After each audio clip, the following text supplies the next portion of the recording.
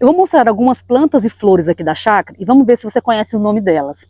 No final, eu mostro a lista dos nomes, mas pode ser que na sua região seja um nome diferente. Se na sua região o nome for diferente, escreva aí nos comentários para a gente aprender um pouco mais sobre elas. E me ajudem aí com a número 7. Minha mãe chama aqui, e minha avó também chamava, de lírio. Só que eu sei que não é lírio. Então eu gostaria de saber se vocês sabem o nome dessa planta, dessa flor, que é a número 7. Me ajudem aí.